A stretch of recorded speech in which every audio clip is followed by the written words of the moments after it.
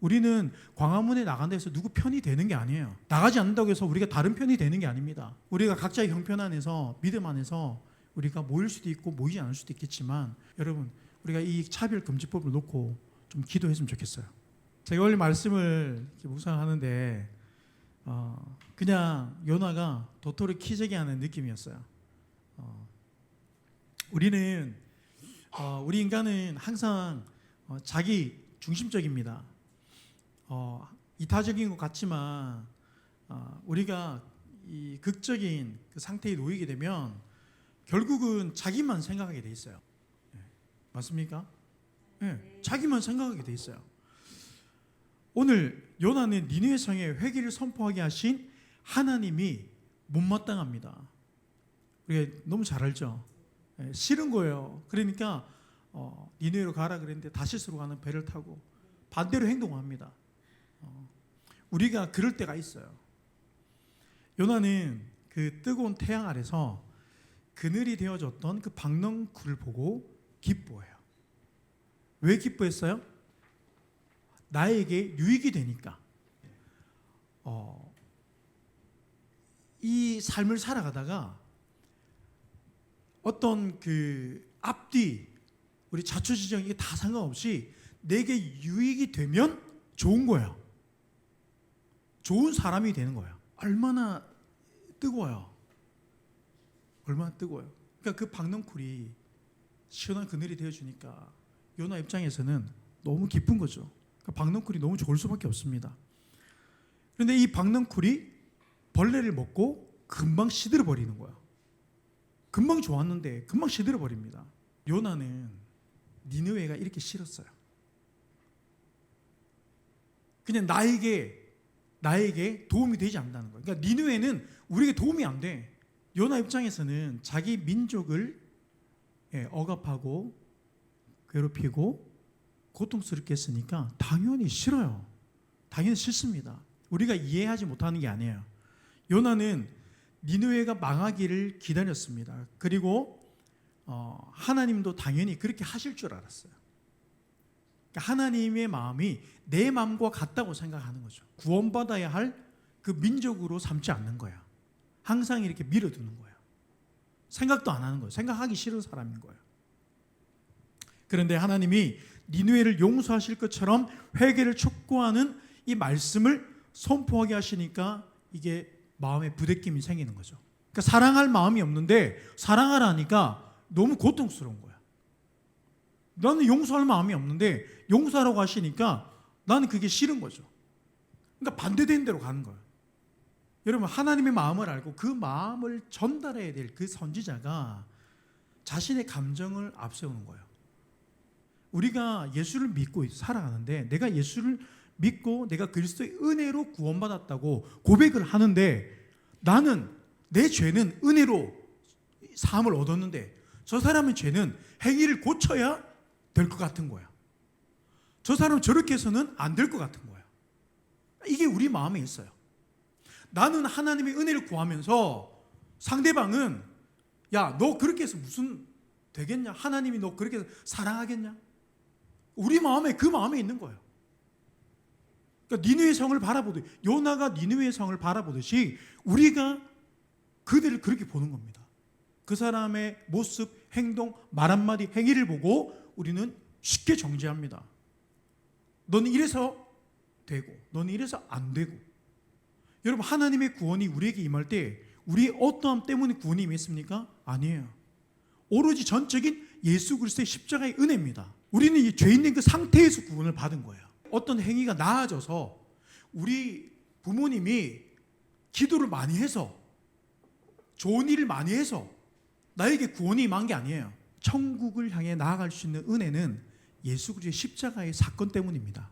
근데 요나는 니느웨가 행동이 올바르지 않다는 거야. 쟤들은 우리 민족을 고통스럽게 했다는 거야. 그거 회개하지 않으면 안 된다는 거야.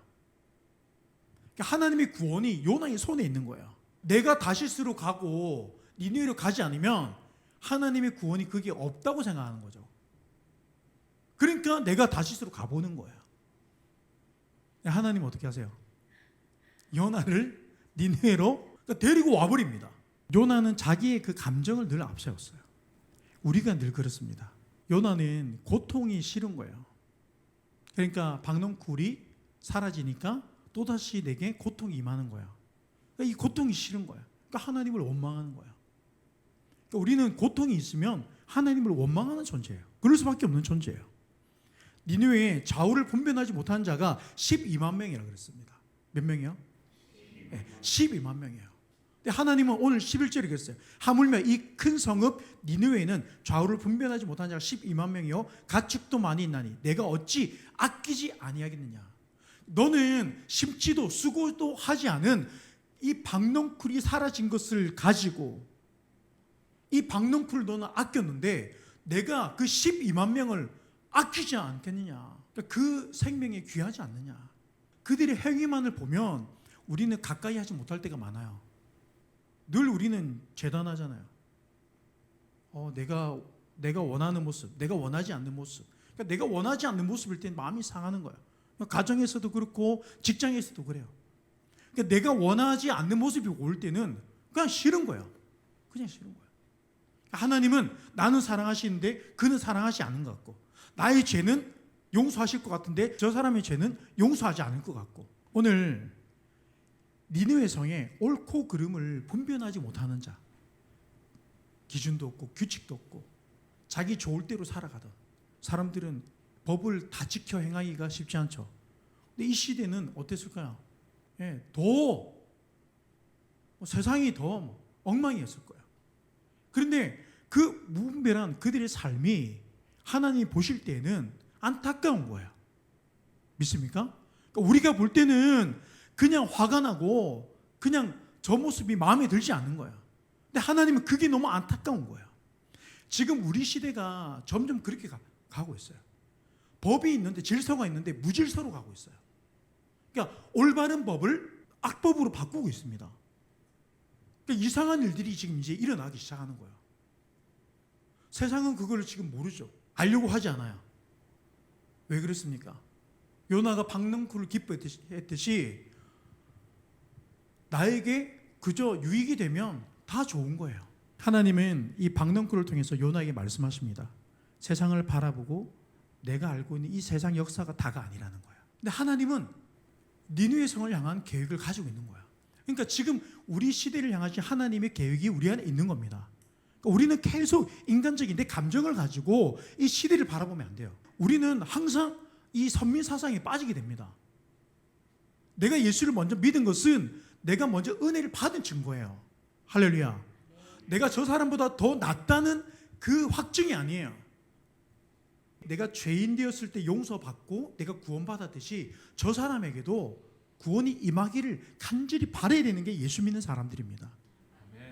세상과 교회를 가르면 안 되는 거예요.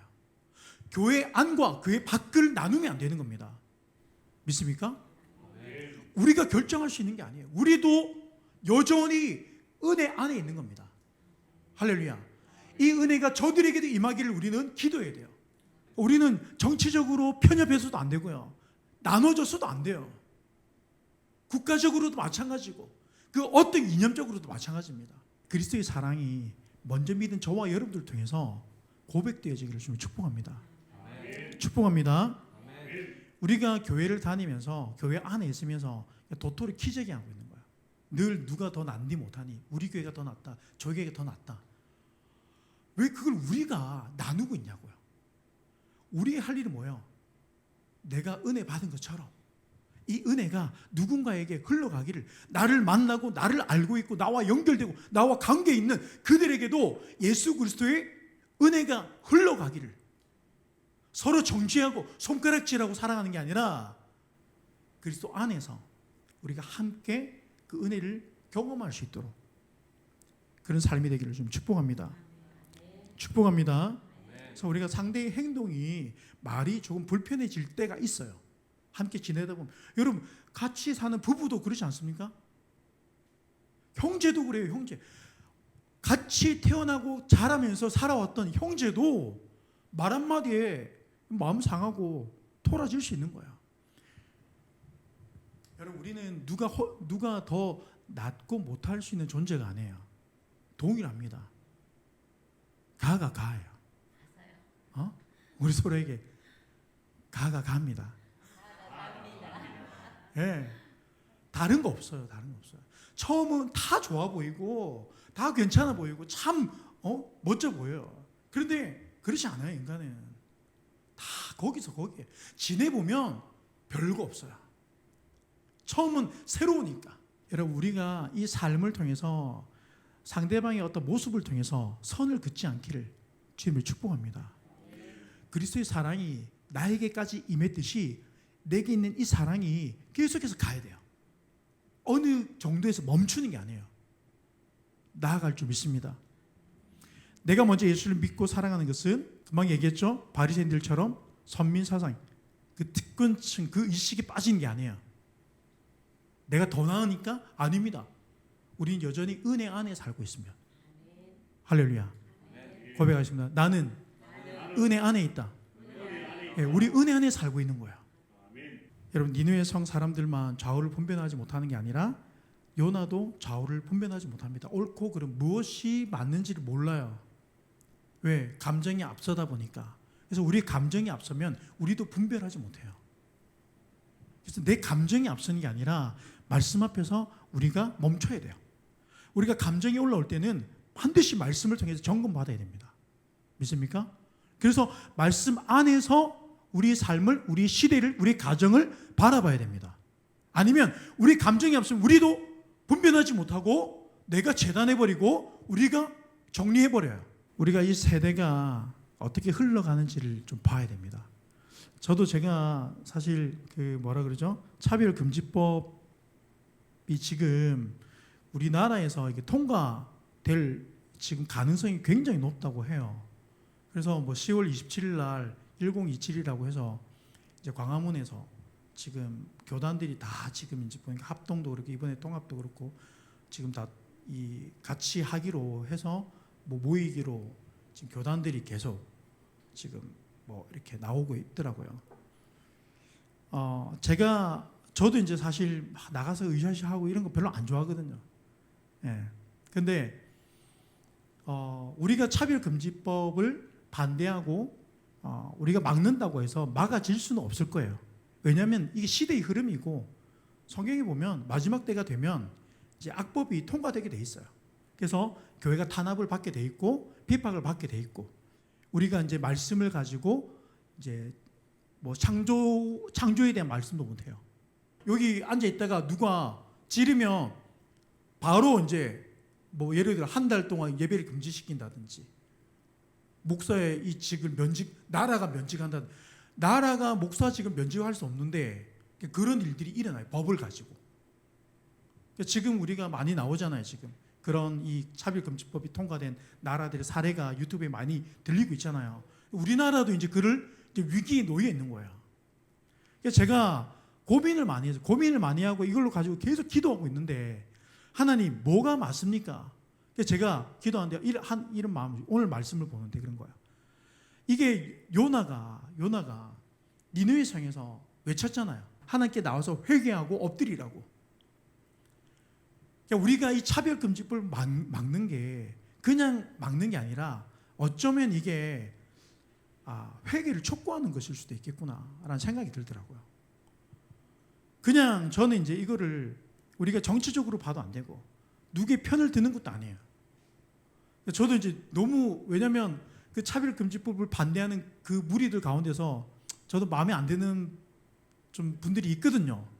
그러니까 거기에 우리 같이 속하면 같은 이제 또 그룹이 되는 것 같아가지고 그런 것도 싫고 우리가 그걸 다 떠나가지고 이 차별금지법이라는 이것만 놓고 볼 때에 이게 통과되고 나면 반드시 우리 대한민국에 역차별이 이제 일어나기 시작합니다. 그러면 이제 말도 아닌 그런 이제 법정 다툼까지 이제 일어나는 일들이 일어나게 되는 거예요. 이제 교회가 교회를 고발하고 성도가 성도를 고발하고 교회 안에서 이제 성도가 목회자를 고발하고 이제 이런 일들이 비일비재하게 일어나는 거예요. 이 통과된 나라에서 지금 나오는 사례들입니다. 우리가 하나님의 말씀을 올바로 전하지를 못하는 거예요. 그래서 제가 이걸 보니까 가야 되나? 거기 우리가 다 같이 우리 가서 올라가는 게 맞나? 그래서 제가 너무 지금 고민이에요. 사실은 고민이에요. 하나님은 요나도 사랑하시고 니느웨도 사랑하세요. 지금 이 세대가 그래요. 이 세대가 하나님이 세우신 이 법 안에서 이 민주주의, 자유민주주의 법이 탄생했단 말이에요. 근데 이 자유민주주의 법을 깨뜨리고 있잖아요. 그러니까 질서를 무너뜨리고 있단 말이에요. 근데 이거를 세상은 몰라요. 교회가 이걸 보고, 이거 나중에 역차별, 다시 말하면 교회가 탄압받기 싫어서가 아니에요. 이걸 통해서 교회뿐만 아니라 이 땅에서 역차별이 일어나는 거예요. 소수의 인권을 얘기하다가 다수의 인권이 무너지는 시대가 일어나는 거예요.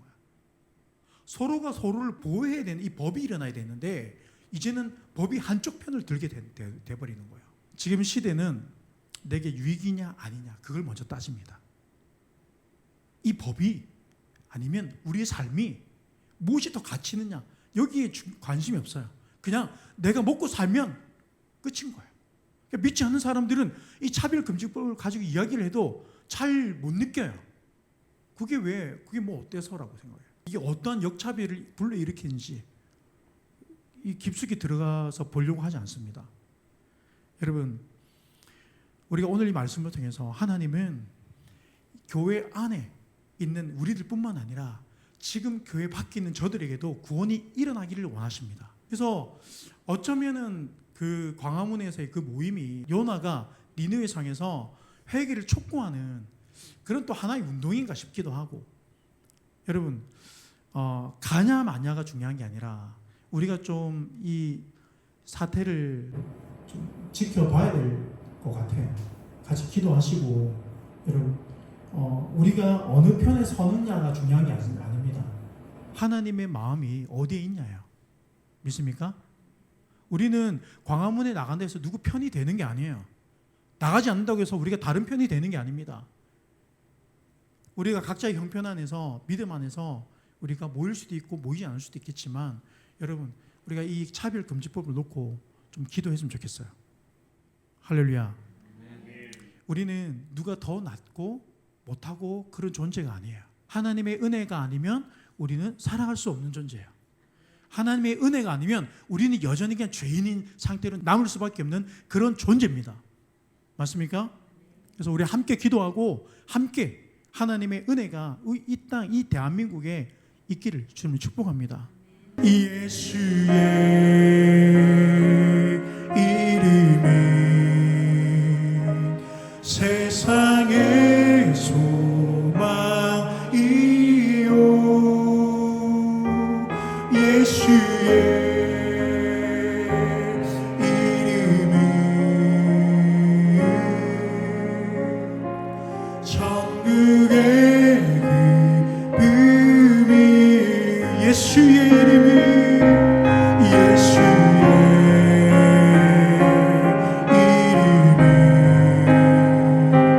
세상의 소망이요, 예수의 이름이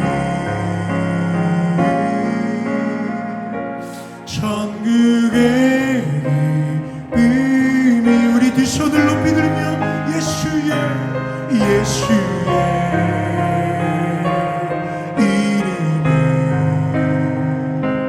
세상의 소망이요, 예수의 이름이 천국의 기쁨일세. 우리 이 시간 두 손을 높이 들겠습니다. 그렇습니다. 이 땅에 소망이 없습니다. 우리는 이 땅에서 일어나는 일 보고 기뻐하기도 하고 슬퍼하기도 합니다. 그런데 이 땅의 소망은 오직 예수 그리스도 한 분밖에 없는 줄 믿습니다. 시대가 어떻게 흘러가고 있는지, 우리가 그리스도 주님의 안에서 그 주님의 마음 안에서 함께 바라볼 수 있는 그 은혜가 있기를 원합니다. 우리 이 시간 두 손을 높이 들며 우리 통성으로 우리 간절하게 한번 기도하겠습니다. 살아계신 아버지 하나님, 우리가 오늘 이 시간 주님을 바라보기를 원합니다. 우리가 함께 주님을 소망하기를 원합니다. 아버지 하나님,